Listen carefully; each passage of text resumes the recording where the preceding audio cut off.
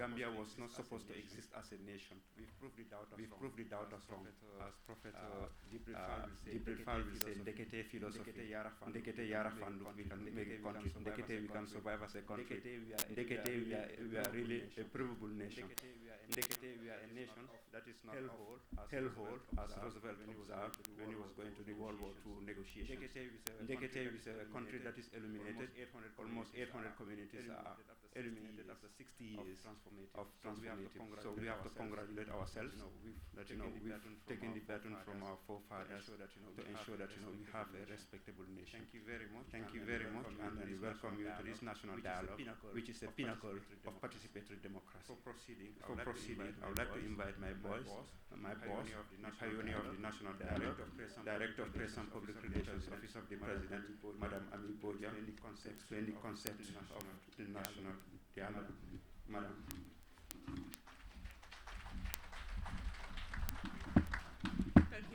Thank you very much. My dear brother, and Deputy Director of Press and Public Relations of the President, Mr. Sankano, Abubakar Aminata Sankano.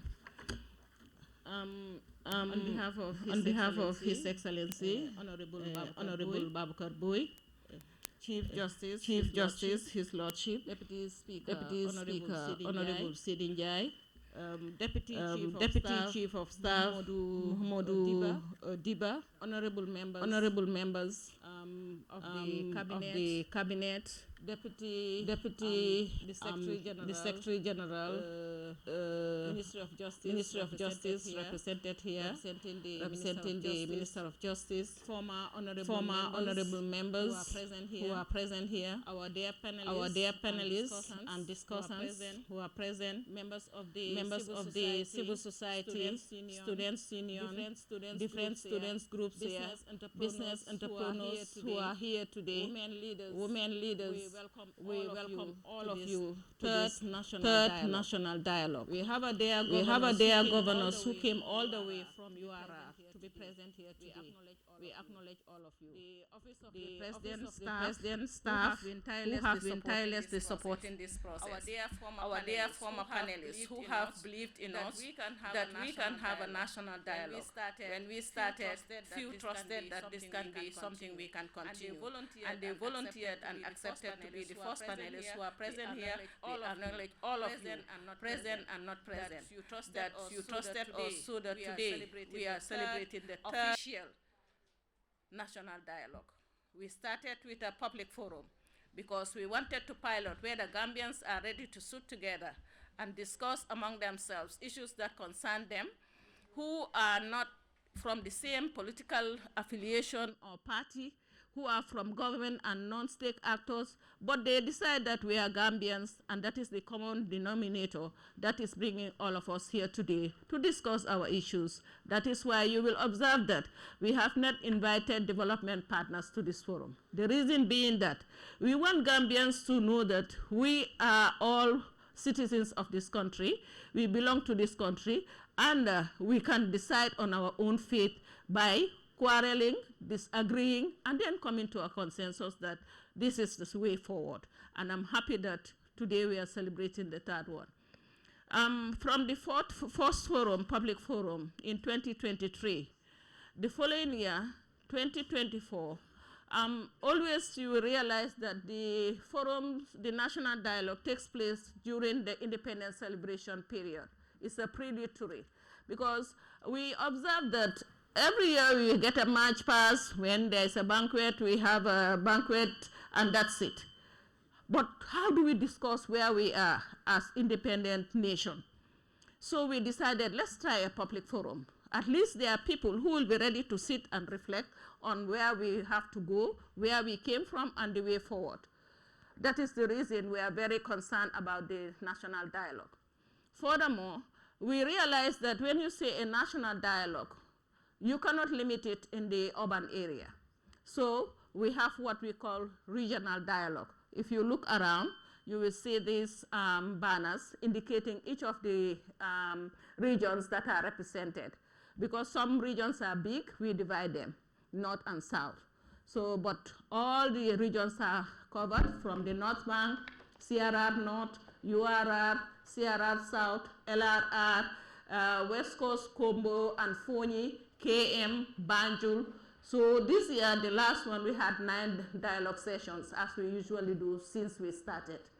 And what is interesting is that over the years, we are able to bring people from diverse areas within the region to be able to sit and discuss any thematic area that we are going to discuss here today. They've already discussed it. So from there, they have their recommendations. And then those recommendations are included in the dialogue outcomes so that you will have what we call the reports of the previous national dialogue. And in that case, if you look into where you are seated, you will see the report of the 2025 dialogue, giving you an indication of where we are. What we have also realized is that we don't just go back to the communities to say there is another dialogue. What we do, we report back what are the outcomes that we are tasked to the committee to follow up with government institutions. And I'm so glad that today the permanent secretaries are in full force here today. Welcome everyone, because the issues that are raised, it is their ministries who have the national program, that is the National Development Plan. And in the plan to implement it, you have to listen to the voices of the people. What are they saying regarding our sector? How can we pick some of those recommendations and give them consideration during our implementation process? And this is why it is very important that government officials, his Honorable Boyd promised us last year, and he fulfilled the promise that they will be here and they are here. Thank you very much. Give them a loud applause.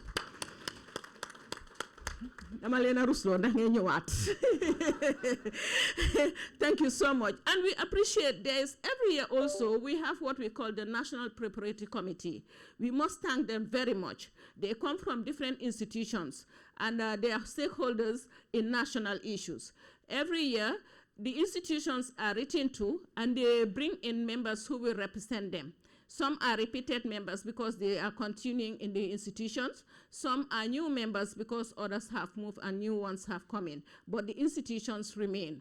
So those institutions are here.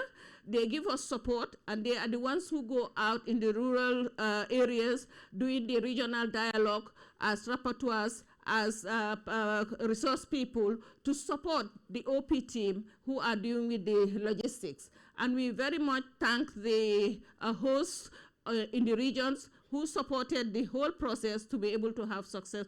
This year, I was so proud when I saw the pictures coming from the regional dialogue. So we thank everybody. For us to remember that whether we are here or not, let us always remember that the national dialogue is for us to have a chat among ourselves, how we see things in a very diplomatic but respectful and factual way, that we can say, yes, I disagree with you on this opinion, but this is the perspective you are bringing in. And for the nation to move forward, we must listen to each other. There is a critical element to the national dialogue, that is the voice of the diaspora. We know that we don't have the capacity yet to be able to pay for our diasporan citizens to come specifically just for this dialogue. We hope one day Minister of Finance will be able to support us to do that. But then what we do, we take advantage of the Gambian diasporan people who are on the ground and seize that opportunity to be with us and give their reflections. And this year, we are honored to have Honorable, our son in the Gambian diaspora, but who has been recognized in the United States, who is Baj Samba Balde, who is here today with us, and his team from the diaspora. Thank you for coming. Welcome. So on that note, without wasting more time, let me allow the program to continue from where we are. Thank you very much for coming. You are all welcome. Thank you, Director of Press and Public Relations, Office of the President, my boss, for giving a background on the concept of national dialogue, which is part of the fulfillment of the social contract. Before Rousseau, Locke, and other philosophers talk about social dialogue, we've been having is part of our culture as people inheritors of the Manden Carta. We all know the Kuruk and Fuga, where we sat down and codify our customary law. So we are a people of dialogue. It's part of our culture. That's why we have bantabas in every community. We always have dialogue. And it is encouraging to have the Chief Justice here. During the legal year, you talk about alternate dispute resolution. whereby we have to embrace our traditional form of dialogue, conflict resolution. This is an extension of that one. We appreciate that in all what we do, there's symbiosis in what we do, there's tandem in what we do, and this is encouraging. I would like to invite the Honorable Deputy Chief of Staff, Office of the President, Modu K. Diba, to deliver the welcome remark.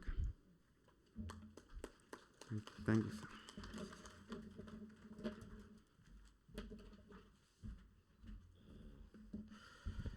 Good morning, everyone. I hope I am able to match the energy of the Director of Press and Public Relations, who has personally taken the national dialogue as a personal inspiration to bring people together. Before I start, allow me to just reflect on something that I learned when I was at university. This was a German professor, and he says that people criticize economists for studying perfect markets because they don't exist anywhere. But then he said that just like a doctor, you need to know how a normal heart operates so that when you see one that is not malfunctioning, you are able to detect it. Now, the overall objective of this is we will never get it perfect, but we can continuously discuss together as partners to come up with solutions to get to that perfect market that we know probably will never get there, but it helps you to improve, to get closer. So I just said that I should say this. My Lord the Chief Justice, the Honorable Deputy Speaker of the National Assembly, Honorable Minister for Public Service, Administrative Reform and Policy Coordination, representing His Excellency the President of the Republic, other cabinet ministers present, and I also recognize the presence of the former Minister of Works and Transport, Mr. Bailamin Job, esteemed private sector members, civil society organizations, members of the Inter-Party Committee, women and youth groups present, and representatives from the region. On behalf of the Chief of Staff to the President, Mr. Ali Ulum, it is my great honor to welcome you to this national dialogue on harnessing the Gambia's human capital and infrastructure resources for an inclusive leap to prosperity. Today's gathering comes at a pivotal moment in our national journey. Across the country, we've made significant investments in infrastructure, and these are roads, energy systems, digital connectivity, and public facilities. Equally, human capital investments over the years has been significant. And of course, by human capital, we mean investments in health, skills, productivity, innovation, and resilience of the people as a foundation to transform the infrastructure, which is the physical one, into economic opportunities. This dialogue is therefore both timely and necessary as we collectively brainstorm on the complementarity of the two infrastructures, the physical infrastructure and the human capital. The Gambia, as we collectively brainstorm on complementarity of these two to propel the Gambia into prosperity. It provides us with a platform to align policy, private sector engagement, as well as civil society partnerships to ensure that our human capital fully leverages the infrastructure gains we have achieved. The question overall today is, how do we ensure that this investment in human and physical capital translates into inclusive growth, quality employment, and long-term competitiveness of our economy? Your presence reflects a shared commitment to collaborate. Your presence reflects a shared commitment to collaborative solutions. Policymakers, employers, and civil society each hold critical pieces of the development jigsaw puzzle. Together, we can shape the strategies that strengthen skills development, workforce readiness, productivity, and social inclusion. Therefore, the Office of the President is glad to continue to organize this forum or this dialogue as a constructive, forward-looking dialogue that will generate actionable outcomes for our nation. As the Director of Press and Public Relations declared a few minutes ago, the ministers and senior government officials have made the promise that they will sit through and they will go over the discussions. And of course, you will check in your program that in each of the sessions, I think there is probably a maximum of 2 or 1 government officer in most of the sessions. The idea is that government policies are already written and we all have them. So it is to ensure that we get people outside of the government structures who will share their ideas on the policies that we are currently implementing and come up with strategies in terms of how to implement them properly to ensure we achieve our desired goal. On that note, I wouldn't like to make a long statement. I thank everyone for coming, and we look forward to a fruitful discussion. Thank you, everyone. Thank you, Honorable Deputy Chief of Staff, for showing us the link between economy and reality. As we are told, the greatest resource of every country is a human capital. You can have all the natural resources, but if the human capital is not utilized, it won't. And we've proven that Gambia, with minimal natural resources, the human capital have been utilized to be able to advance the capital and infrastructural development. And then, yeah, we all know our forefathers when they're fighting for independence. What was the slogan? Taxation without representation, which also has something to do with economy. But today, through domestic resource mobilization, one of the famous slogans of His Excellency the President, we've been able to develop our infrastructure, which means that the tax is being used to respond to the needs of our people. We clap for ourselves for coming for as a nation in answering it. Thank you. Good. Apologies in case my voice is low. I'm battling cold. So thank you very much. And then we also encourage domestic language use in all our communications. Hence, we've made arrangement for interpretation in Wolof and Mandinka. If you're having the headsets near you, Channel 1 is Mandinka and Channel 2 is Wolof. We also have sign language. And then I think DPPR, we are very passionate about sign language. I was in South Africa. They've designated sign language as one of their national languages. I think Gambia, in addition to all the other languages, we should also embrace that best practice of making sure that it's part of the inclusive development as mentioned in the slogan. Without taking much of your time, I would like to invite our rapporteur, Madam Fatou Jane, the General Rapporteur, to give a highlight of the 2026 National Dialogue. Madam, for the regions, Madam.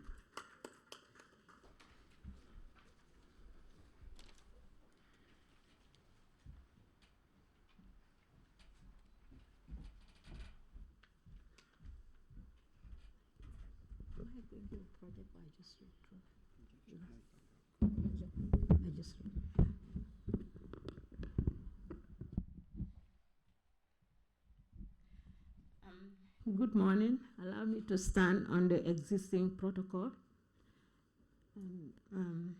The high table, members of the high table, and good morning to you all.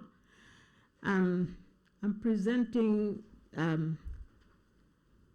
the key highlights and the cross-cutting issues that emerge from the regional consultations.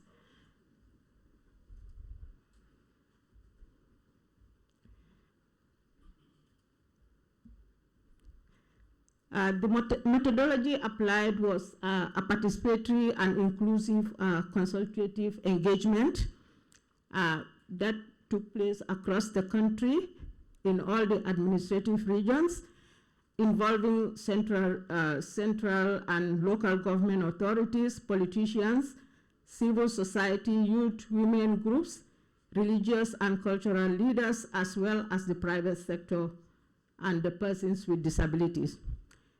So the dialogue was structured and guided, comprising review of the 2025 outcomes,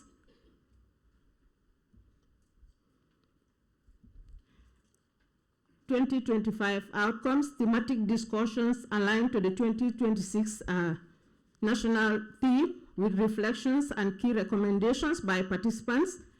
Overall facilitation was led by the staff of the Office of the President under the dynamic leadership of Mrs. Ami Bojan Sisoho, Director of Press and Public Relations.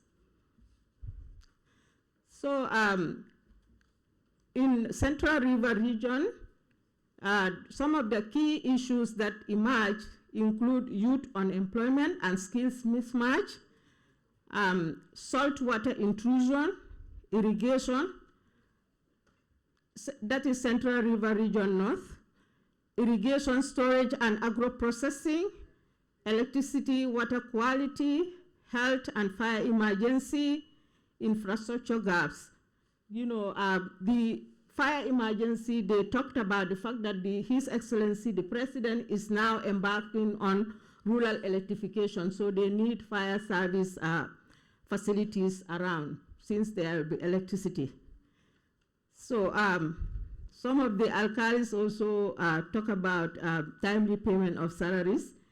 Recommendations include an expanding RPL, that is recognition of prior learning, under the that is instituted by NACA under the Ministry of Higher Education, agro-processing facilities, improve irrigation, anti-corruption strengthening, national self-reliance fund, timely and consistent salary payment, and decentralized disability support. So, Madam, apologies for the break. They want to project this. Yeah, because that's follow. okay.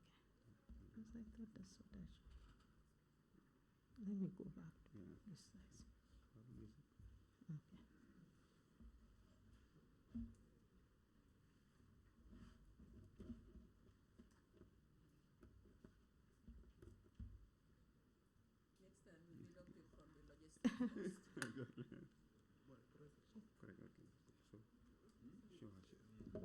Can I go to slides already? You are already standing. Yeah, so. Oh, sorry. Let me go back.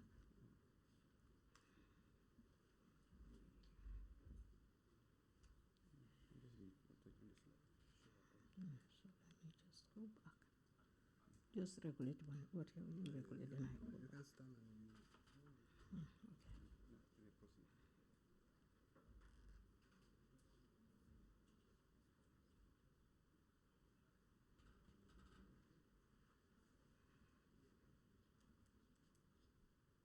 Okay, can I move? Okay, this 2026 national dialogue, regional highlights and key issues by region. And the presentation is done by myself as the General Rapporteur of the 2026 dialogue here at this conference. Next. Continue from where? Okay, I just continue from, okay. Because of time reason. So, Just okay. Which slide were you in? Just go down.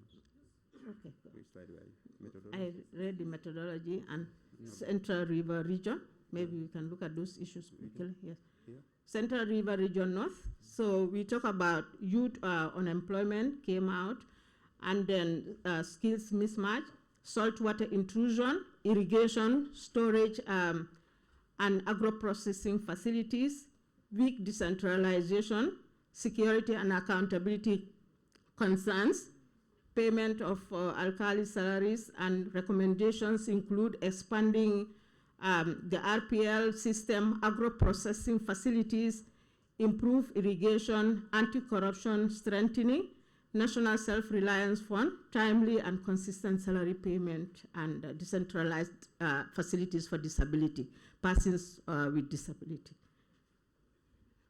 Who is, I thought you, where is he? Oh, I thought you are.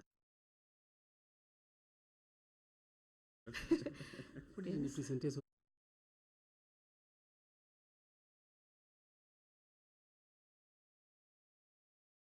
Yeah. The remote is not. Okay, okay.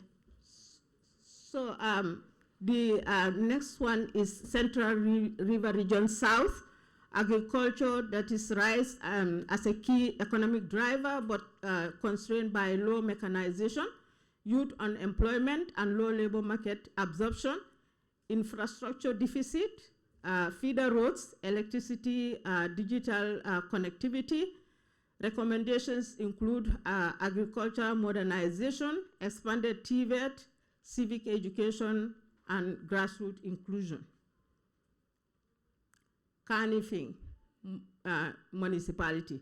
Concerns over weak implementation of 2025 resolutions, youth unemployment, migration, drug abuse, skills gaps, informal sector vulnerability and limited startup capital, need for stronger governance, digital expansion, and social inclusion. Banjul City Council, issues that came up include urban unemployment and exclusion from port-related jobs, high housing costs and environmental degradation, insecurity in markets and limited access to finance, gaps in decentralization, social protection, fire safety, and TVET alignment. Upper River region, progress were made according to the participants, and in terms of TVET expansion, anti-corruption commission, civic reforms, but they suggested the need for stronger decentralization and quality assurance in TVET training, agricultural storage and processing gaps, digitalization of TVET and agricultural systems. North Bank region, youth unemployment and informal sector finance challenges, irrigation and post-harvest storage deficits affecting women mainly, land governance issues and cross-border trade constraints. Prioritize local TVET graduates in procurement processes. That is some of the recommendations. In West Coast region, participants call for stronger call for women's representation and youth empowerment, repositioning TVET as a respected pathway from early schooling, mechanized farming storage, processing and local production, anti-corruption accountability and decentralized services, address land disputes, health, access roads, electricity expansion. So across all regions, the emerging cross-cutting priorities include youth unemployment and skills alignment. These remain dominant national concern. Agricultural modernization and value chain development challenges, limited decentralization and local service delivery challenges, weak enforcement of anti-corruption legislation, security and land governance concerns, limited access to finance and enterprise support for youth and women, rising risk of irregular migration, drug abuse, social vulnerability, digital transformation, and inclusive infrastructure expansion. So from dialogue to measurable outcomes, the need to prioritize agriculture-linked growth and reduce post-harvest losses, reduce youth unemployment and improve labor market absorption, improve rural infrastructure and local governance systems, expand digital infrastructure and integrate digital systems in agriculture, TVET and land management systems, institutionalize a structured dialogue implementation and monitoring framework or system, enforce security and anti-corruption legislation with firm and strong oversight. So to conclude, what's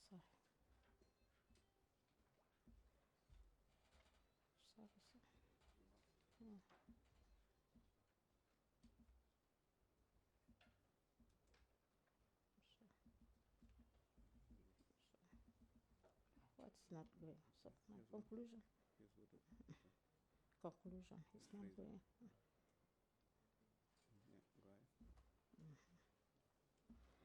Okay, so to conclude, the regional submissions provide a robust evidence base for the third national dialogue and future national development frameworks.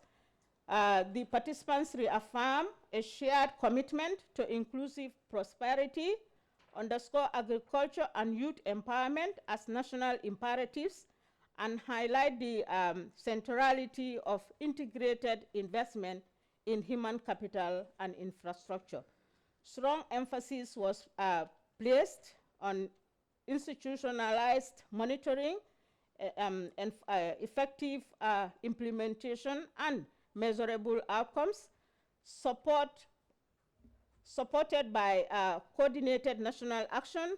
Collectively, these priorities reinforce the need for strategic investment in people and systems to advance the Gambia's inclusive, resilient, and sustainable development agenda for 2026 and beyond. Thank you.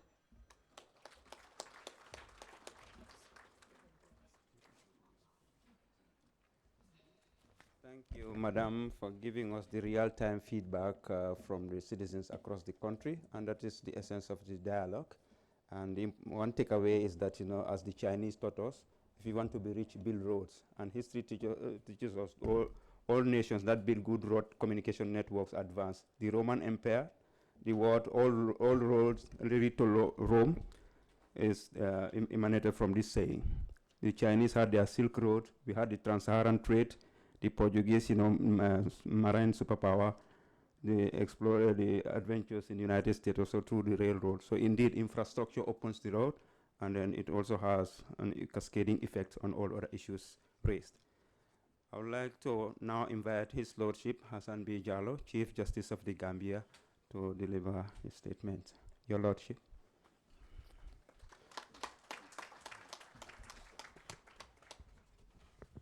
Thank you.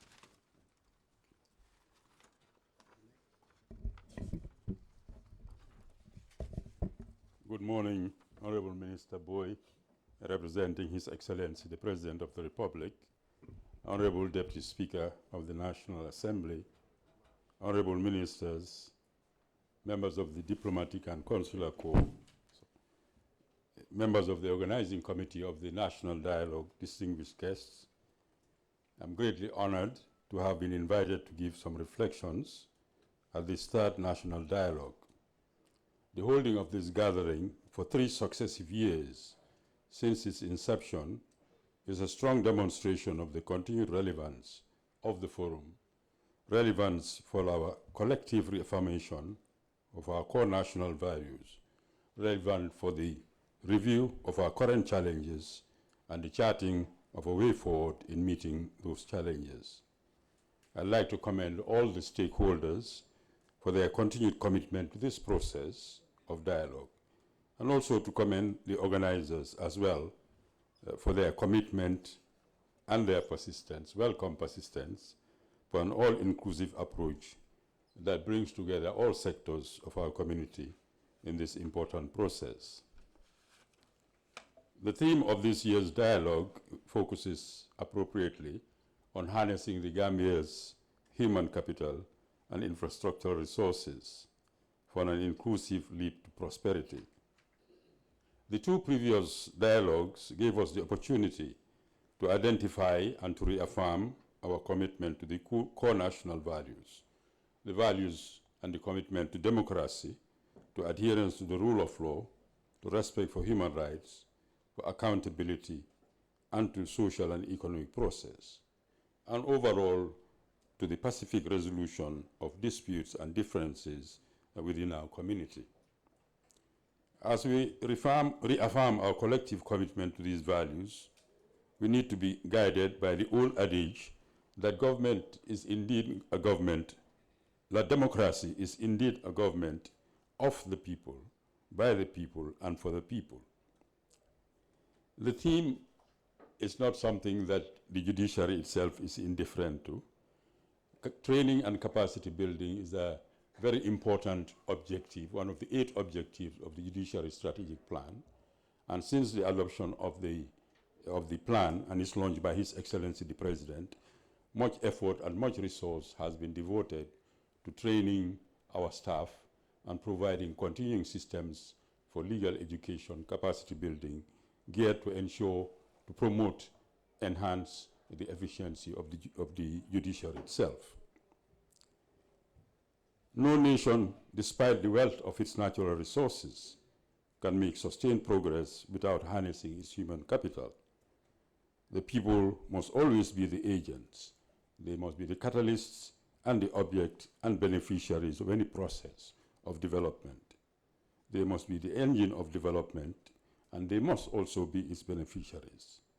We therefore must harness the potential of our human capital.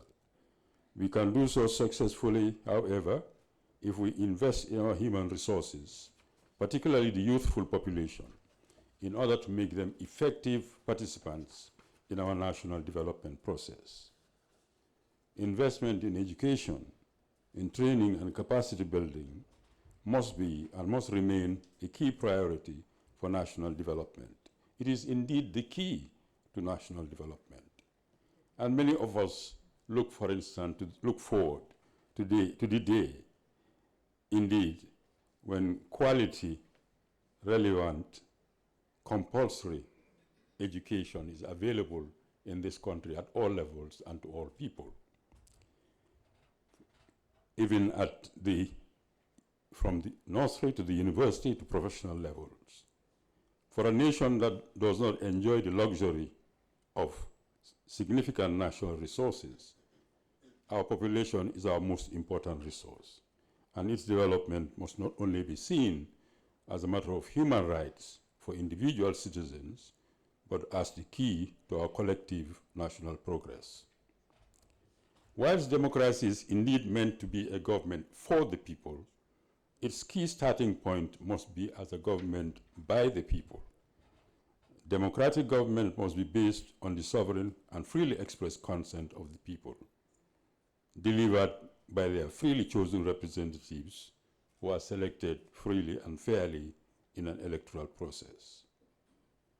Our national calendar for the next 12 months and more heavily focuses on such a process of national and local elections for the selection of people, by the people, of their representatives at all these levels. The electoral calendar released by the IEC has scheduled the elections to the office of President for 5th December 2026, elections to the National Assembly for 10th April 2027, local government councillorship elections for 22nd May 2027, and finally, local government mayoral and chairmanship elections for 26 June 2025. This is a very heavy and significant schedule, an important part of the democratic process. Elections are indeed the gateway to democracy, to enable us to reach the destination of peace and progress. And pursuant to our Constitution and other laws, the eligible citizens of this country, in the exercise of their sovereign right of self-governance and self-determination, will be selecting their representatives on the basis of universal adult suffrage to be conducted by the IEC. As a nation, we have accumulated tremendous experience in elections and in referenda since the advent of independence in 1965. And overall, it has been an experience of which we should all be proud for its fairness and for its reflection of the popular will. We should, all of us, citizens, voters, candidates, political parties, the IEC, the media, and all others, including the judiciary, who have a role to play in this process, commit ourselves to ensuring that the process is and remains free, fair, and peaceful, and that it is held in conformity with our laws. That the language and the rhetoric of the political campaign and of political life and activity, whilst necessarily critical, must remain courteous, it must remain respectful, and devoid of hate. That we promote national unity and solidarity and avoid tribal, ethnic, sectional, or religious divisions. That we avoid all actions which may disturb the peace and which may promote violence or result in violence. And that we resolve all electoral disputes, both before and post-election, in a peaceful and lawful manner. That all stakeholders, particularly the candidates, their sponsors, and the media, assist the voters to make an informed choice which can be based on a focus only on relevant issues.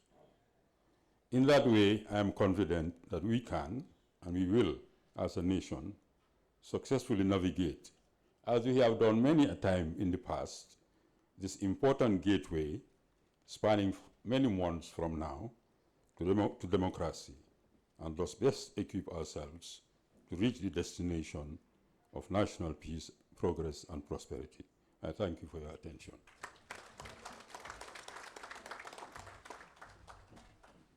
Thank you, Lordship, for that inspiration word. This year, we do not hear about, Donald and Stevenson's unalienable rights, but it's still the same philosophy. Donald and Stevenson, the neighborhood principle. Thank you, and then for also reminding us on the need to maintain, decorum in this critical year of election. As you say, Gambians, nobody can teach us about elections. We've been having elections, so we are experts. We can teach other people about election, and I'm sure that no matter how the temperature rises, politics, I know that it's going to be emotional, but again, we have to look at about our culture. And we've inherited this, joking relationship, Sanawiya and Dankutoya. This is regulated. That's the beauty of our culture. It has regulatory functions. We can crack jokes, but there are limits. We have the Sanawiya, the Kal, but we also have, the limits there, covenants, which means that, anybody who will respect that law, you cannot go beyond that covenant. You'll see the consequences. So no matter how the political narrative gets hot, at the end of the day, come December, come January, we'll sit down as a country and celebrate, because we'll go back to our culture where we have. It's a culture of culture, dialogue, understanding, joking relationship, and also ensure that the red lines that have been there are not crossed. And this is something that we are consolidating, and it is encouraging to have both all the three arms of government here explaining dialogue, how it should be. And then we have the Deputy Speaker of the National Assembly is going to hear to explain reflections on the legislative aspects, because we've always been told that we have a lot of archaic laws. We have a backlog of laws that are reformed. Go to the National Assembly. Honorable Speaker, the floor is yours to guide us through and reflect on capital harnessing. Thank you. The Honorable Babukar Boy, representing His Excellency, the President of the Republic, Mr. Adama Barrow, my Lord the Chief Justice, Hassan B. Jallow, the Honorable Deputy Chief of Staff, Office of the President, Director of Press and Public Relations, Office of the President, Honorable Ministers here in present. I can see that of Digital Economy, the Honorable Minister for Finance, Basic Education, and the Honorable Minister for Youth and Sports. Former Minister, Honorable Bailamin Job, thank you. Presidential advisors and their deputies, permanent secretaries and head of MDS here in present, governors and executive coordinators, service chiefs, civil societies representatives, religious leaders, inter-party committee members, opinion leaders, religious leaders, members of the diaspora here in present, media, of course, protocol, and our regional representative from various regions. Good morning to all of you. I wish to start by admitting that I address this distinguished national gathering with profound honor, patriotic pride, and an abiding sense of historic responsibility as it comes on the heels of the 61st anniversary of our independence. I want to seize the opportunity to align myself with the previous speakers that this moment is not merely ceremonial. It is reflective, interrogative, and visionary. It calls upon us to measure how far we have traveled as a people, to examine the foundation of our present stability, and to define together the horizon of our collective future. This distinguished, thoughtfully convened on the visionary initiative of the government and administration of His Excellency the President, today remind us of a government philosophy rooted in consultation, inclusion, and democratic maturity. In nurturing a culture where national questions are answered through dialogue rather than division. The leadership of our country continues to consolidate peace, deepen unity, and strengthen the architecture of participatory governance. The theme before us, harnessing the Gambia's human capital and infrastructure resources for an inclusive leap to prosperity, captures the essence of our national transition.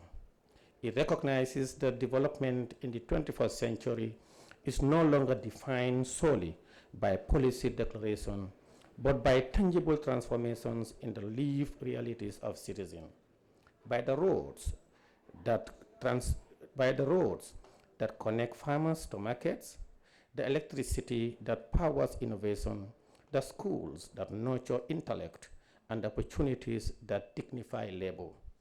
Since 2017, the Gambia has experienced a developmental reawakening of unmistakable scale and consequence. Across our regions, an infrastructural revolution has unfolded. They are by far systematic, deliberate, and people-centered. Modern highways and feeder roads now wave our nations into a coherent economic space, reducing travel time, lowering the cost of trade, stimulating tourism, and binding communities in shared national destiny. Expanded electricity generation and rural electrification have extended light where darkness once constrained productivity, energizing enterprises, strengthening agro-processing, enabling digital connectivity, and creating new ecosystem of opportunity for youth and women alike. Distinguished guests, ladies and gentlemen, these infrastructural gains are at their core investment in human capital. When mobility improves, access to education expands. Where energy becomes reliable, industry awakens. When connectivity deepens, entrepreneurship flourishes.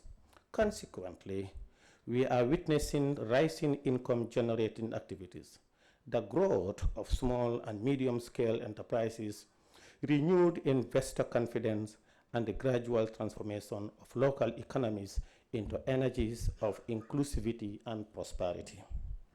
Beyond infrastructure, the national development trajectory has equally prioritized the empowerment of people, the true custodian of progress.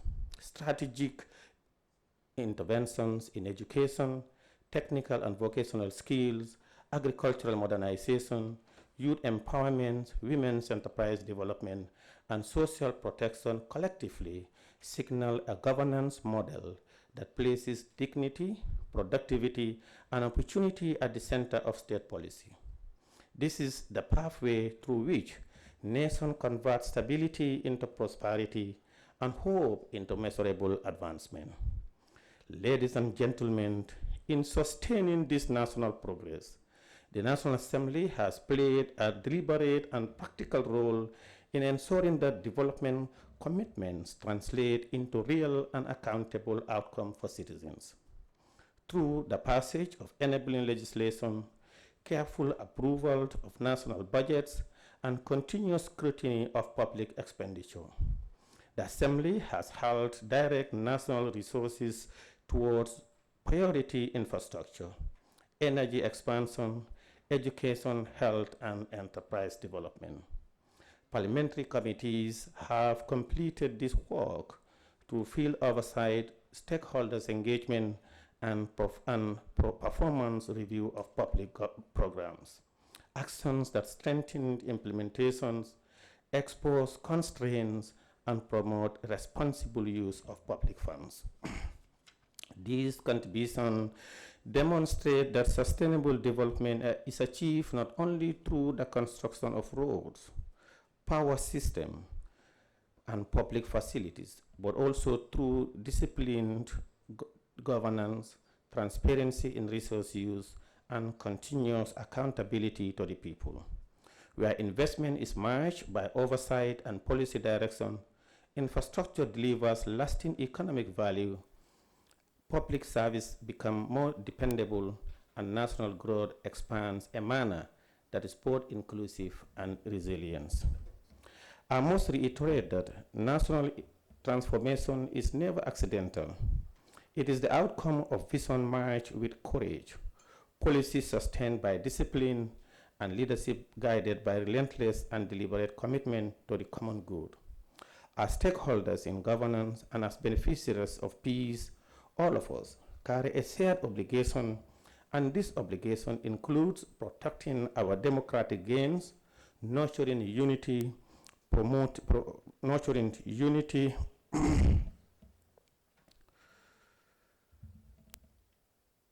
nurturing unity, promoting accountability, and ensuring that development remains inclusive in both intention and impactful. This third national dialogue must therefore rise beyond reflection into renewed national resolve. We must harness the full potential of our youthful population, accelerate productive investment, deepen institutional efficiency, and strengthen the moral foundation of public service. Above all, we must preserve the spirit of national cohesion that makes sustainable development possible. As we commemorate 61 years of sovereignty, let this gathering reaffirm a simple but enduring truth that the destiny of the Gambia will not be written by circumstances, but by the collective will, discipline, and vision of its people, guided by enlightened leadership, strengthened by unity, and inspired by faith in our future. Our nation stands on the threshold of inclusive and irreversible progress. I am highly optimistic that this dialogue will renew and energize our patriotism, sharpen our national purpose, and propel us towards a prosperity that will reach every community, every household, and every generation yet unborn. Thank you.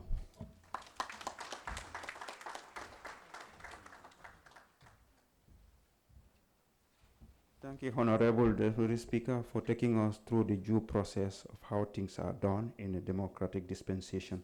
One of the challenges of our post-totalitarian system has been managing expectations from a vibrant population, youthful population. And I believe as a government and as a nation, we've gone far in doing that with visible resources, with measurable impact on all aspects of the life. Before proceeding to invite Honorable Babukar Boy, who will deliver the speech on behalf of His Excellency the President of the Republic, I would like to invite the young performance art group, Bright Future Generation Poetry Group, for a 6-minute performance. Bright Future, s'il vous plaît.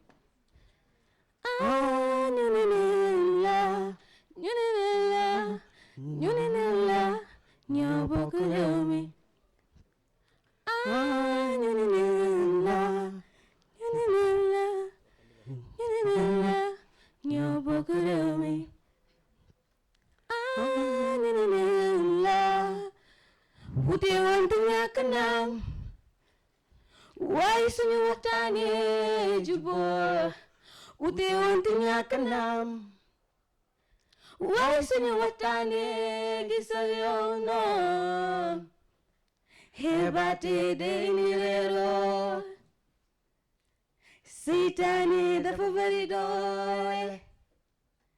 Hebate de mirero, Sitani da favorido musibala. Niniato geugi, Felen galgi debuba, Timogen ni joy di joy. Felen galgi debuba. Gejangini dafa samara Hale yang ci biir mag yang ci biiro mu le wingal gaal gi ku nekk naan mala sudun man du baax ku nekk naan ma la jox leen ma réew mi baa ma wingal gaal gi ku nekk naan ma la sunu ma tuba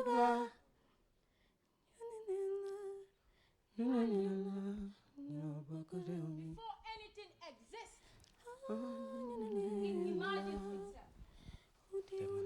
Before plans are written, roads are drawn. Police find their voices and there is intention trembling in the dark. My youth, we admire the strength of a juvenile and respect the gray hair of age. Listen to the roaring voices and choose good fate of the nation's story. What up, power? Promote entrepreneurship. Share the speed of science and technology.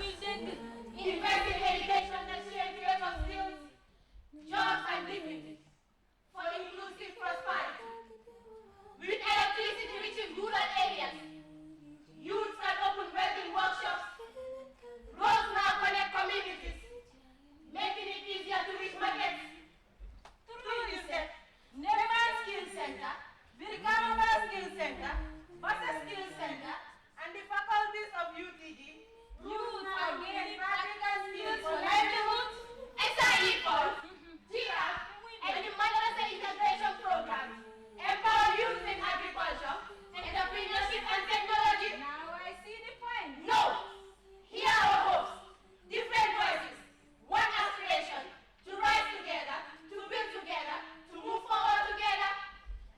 Youth are not a challenge to manage. We are partners in progress. Ready to carry tomorrow. Yooyu njiit war nañoo xàll yoonu ndaw. Yaakaar compromis sàmm dëkk bi. Defee xalaat yi saxal dundin bi. Because development without youth is a road without direction.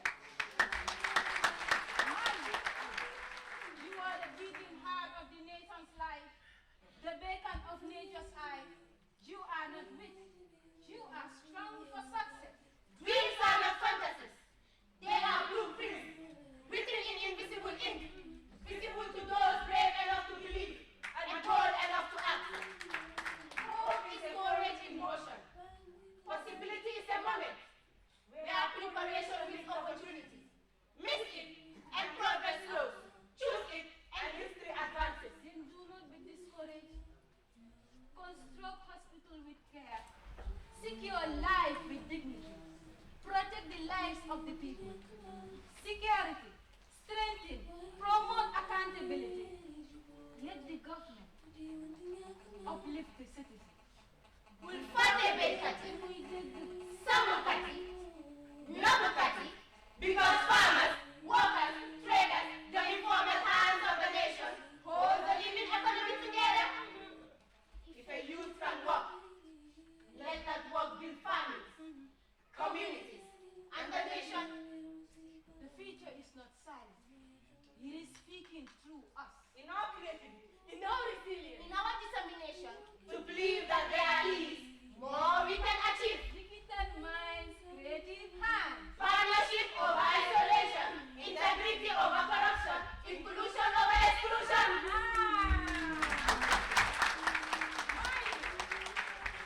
You are love, you are life. We are life, we are hope. We are thought, we are strength. We are time, we are action. We are not dreaming of escape. We are committing to build. Harnessing of our human capital. Strengthening our infrastructure. Working in partnership for an inclusive link to prosperity for the Gambia together. Gambia, Gambia, Gambia, Gambia, Gambia, Gambia, Gambia, Gambia, Gambia, Gambia,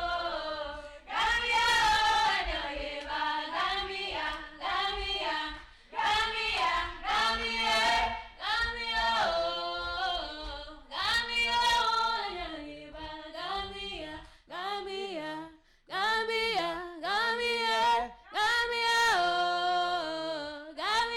Gambia, Gambia, Gambia, Gambia, Gambia, Gambia,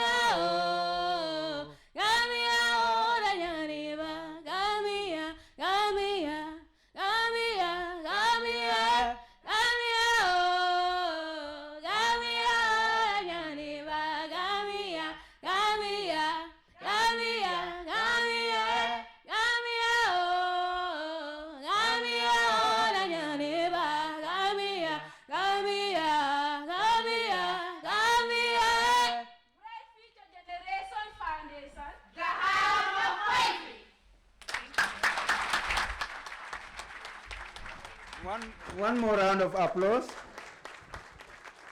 Bubbling up with energy. The future of the Gambia is secure.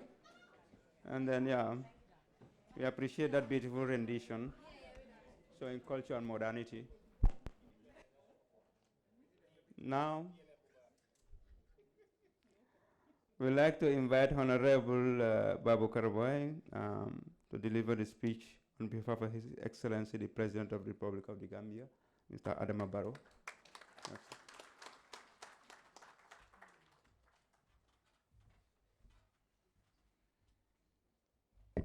Thank you very much. Honorable Deputy Speaker, His Lord, the Chief Justice, Honorable Ministers and members of the National Assembly here present, senior government and public officials, governors, distinguished guests, ladies and gentlemen. It is with great pleasure that I join you at this third national dialogue. Since proclaiming the 16th of February as National Dialogue Day 3 years ago, this occasion has become a central feature of our Independence Day commemorations. It is a day set aside for reflection, engagement, and collective introspection on how, through constructive dialogue, we can strengthen and improve our nation. Engagement with citizens is not symbolic. It is strategic. It enables us to integrate the needs and aspirations of our people into the implementation of our development agenda, and that is the National Development Plan, commonly known as YIREWA. Dialogue ensures that governance remains participatory, responsive, and accountable.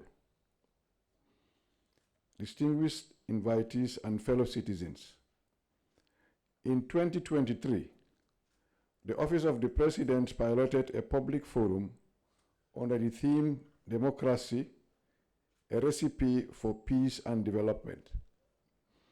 That initiative demonstrated the value of structured national conversations, bringing together diverse perspectives from public officials and citizens alike.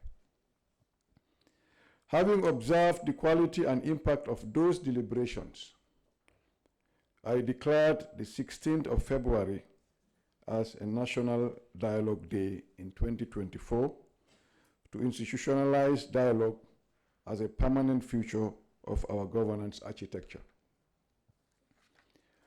This day reminds us that citizenship carries responsibility.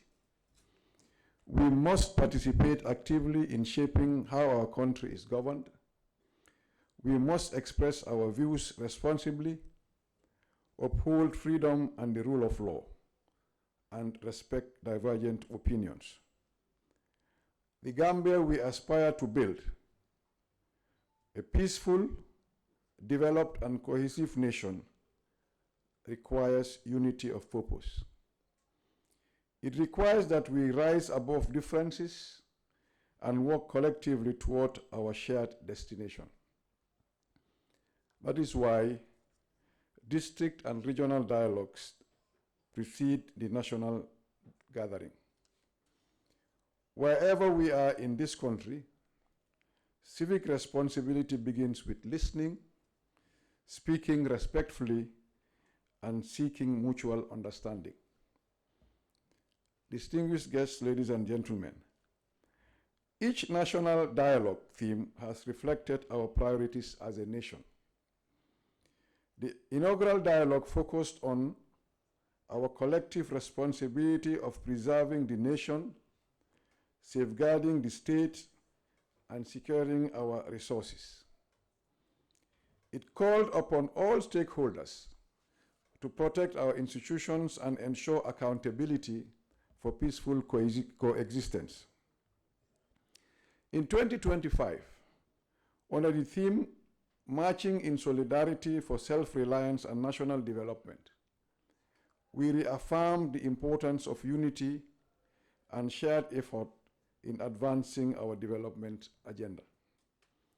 Today, we convene under the theme, Harnessing the Gambia's Human Capital and Infrastructure Resources to Leap into the Future, supported by 5 sub-themes. This annual gathering provides an opportunity for leaders to listen to citizens from every district and region, elevating local perspectives into a coherent national discourse. Fellow citizens, over the past 3 years, the National Dialogue process has directly engaged more than 15,000 citizens through district, regional, and national consultations. In 2026 alone, an additional 1,200 citizens have participated in interface sessions such as this one. Through conventional and social media platforms, many more Gambians have followed and contributed to these discussions. This initiative brings together the executive, legislature, judiciary, public servants, civil society, and citizens in one forum. It reinforces transparency, strengthens trust, and deepens democratic culture. Distinguished ladies and gentlemen, the National Dialogue is not a ceremonial event. It is a platform for meaningful exchange, networking, and collective problem solving. My government attaches great importance to its outcomes and remains committed to implementing actionable recommendations. We look forward to robust discussions arising from the regional consultations, the insights of our panelists, and the contributions of all participants gathered here today. The emphasis on empowering and inspiring our young people is particularly critical. Our youth constitute the backbone of our human capital. If we are to maximize our demographic dividend and leverage our infrastructure investments, we must deliberately invest in their skills, innovation, and entrepreneurship. As we expand our digital infrastructure, we also open avenues for deeper engagement with our citizens in the diaspora, enabling broader participation in national development. Ladies and gentlemen, the 2025 dialogue sessions produce important recommendations, particularly on governance reforms, civil liberties, and the rule of law. I am pleased to report that within the framework of our ongoing reforms, a significant number of these recommendations have been implemented, while others are being addressed through established governance processes and institutional mechanisms. The presence of government officials and technical experts at this dialogue is intentional, and I want to thank the permanent secretaries for responding to our call. It ensures that policy responses are timely and that priority issues are addressed with the urgency they deserve. We remain steadfast in our commitment to engage citizens as partners in delivering the NDP IRWA 2023 to 2027. I extend sincere appreciation to the National Preparatory Committees of previous dialogues and to the 2026 committee for their dedication and professionalism. As we officially open the 3rd National Dialogue, I wish you fruitful deliberations and meaningful outcomes. I also take this opportunity to wish you a happy Independence Day in advance. May Allah bless the Gambia, and thank you very much for your kind attention.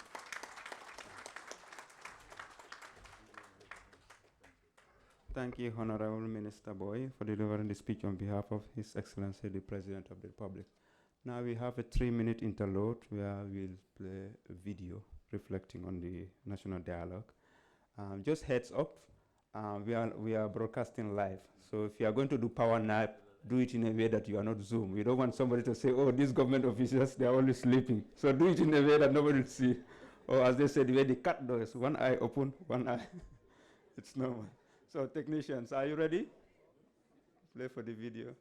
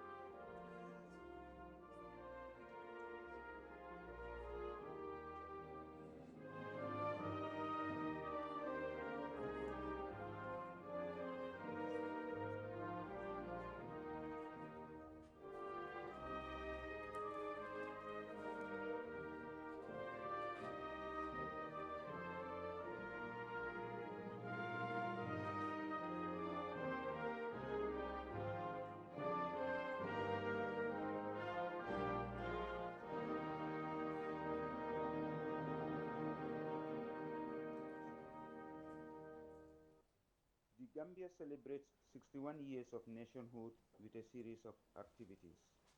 The activities include the third National Dialogue Day on Monday, 16 February 2026 at the Sadauda Kairaba Jawara International Conference Center. The theme for this year's Independence and Dialogue is harnessing the Gambia's human capital and infrastructural resources for an inclusive leap to prosperity. In pursuit of good governance, peace and social cohesion, equitable development nationwide. The theme illustrates the political will the government has for a people-focused transformation with modern infrastructure for our common prosperity. The National Dialogue amplifies citizens' voices and ensures their contribution to the agenda for good governance and national development.